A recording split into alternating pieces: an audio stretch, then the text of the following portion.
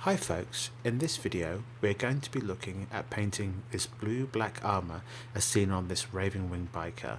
The blue is a nice cold contrasting colour which really stands out and is a nice change from the dull greys you normally see highlighting black. So without further ado, let's cue the music.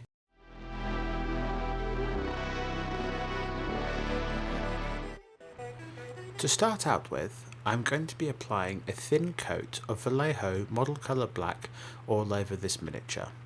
Now you may be wondering why I'm starting out with a black paint when the miniature is obviously primed black, but this is because the finishes on the model colour black and the black from my spray primer are different, and if I make any mistakes further down the line, I'll be able to neaten up with this black paint and hide any mistakes that I have made without having a difference in finish over my primer. And although in this instance I'm using Vallejo's model colour black, it doesn't really matter what black you use. You could use Games Workshop's Abaddon black, you could use matte black from scale 75, or black from the Army Painter. It doesn't really matter as long as you put a nice thin layer all over the model just to change that finish. For the next step, and this step only really applies if you've got any large flat panels such as the side of this motorbike or a shoulder pad, and that is we're going to mix some dark Reaper into our base coat black.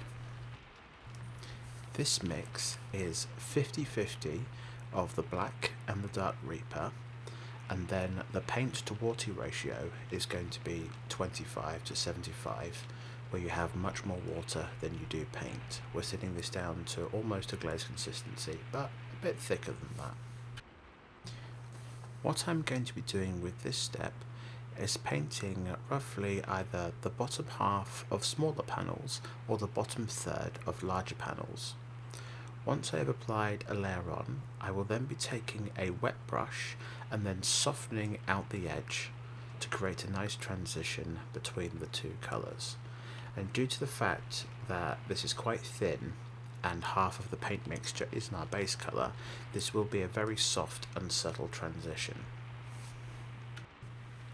The real trick with this is, just like any layering and blending techniques, is to build this up in lots of thin layers. Now this is all entirely done to taste. For this transition here I may do one, maybe two passes on some of the bigger panels, but it's just to make it so that these large square panels on this motorbike are not one uniform colour.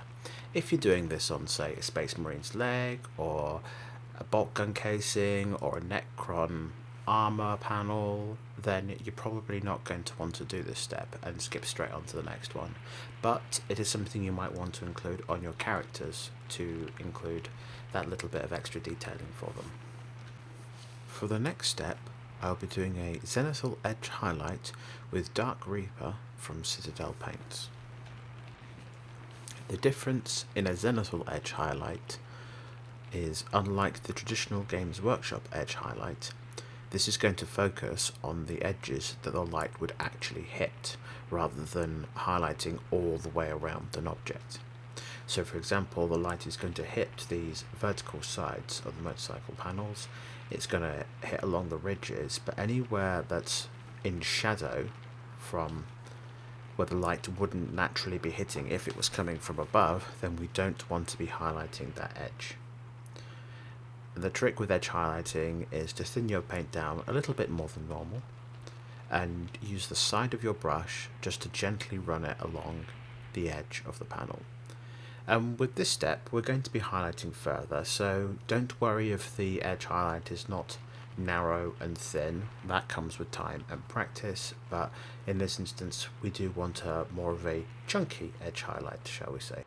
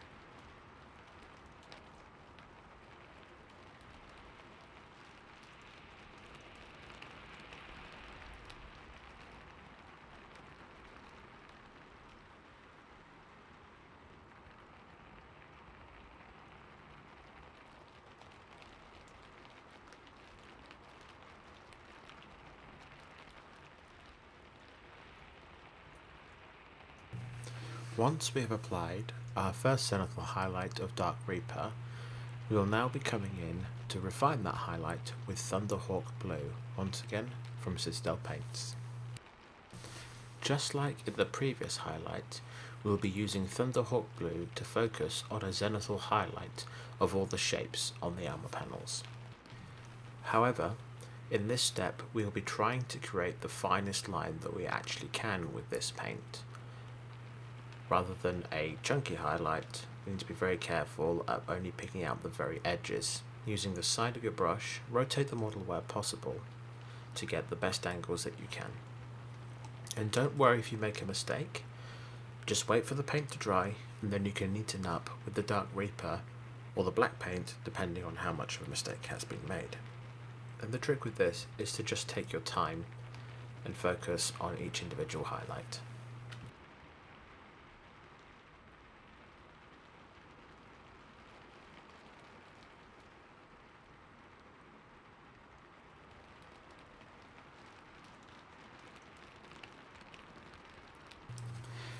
With this colour, we'll be adding dot reflex highlights to the model's panels.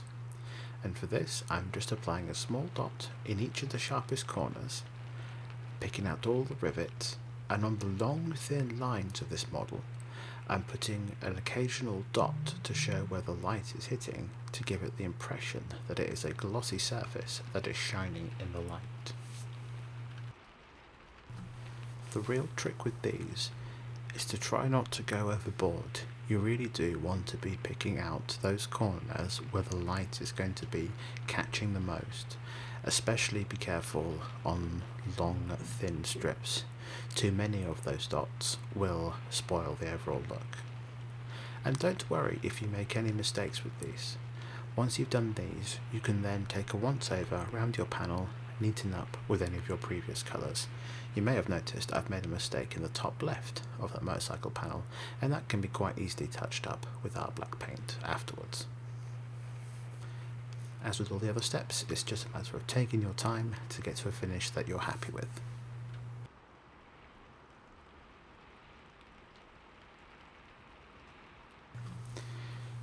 And here you can see what the armour panels would look like once those blue highlights have been completed. I personally prefer this finish to the grey finishes you often see, and it makes your models really stand out on the table. And don't worry if you think that it looks quite bold and bright at this stage. Once you start putting in all the other colours on the model, everything will start to tie together and these bright, stark highlights will look much more natural.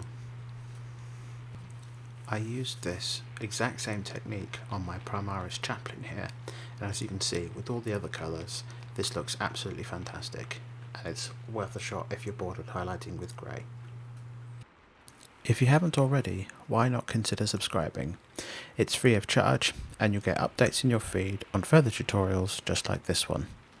See you next time, folks.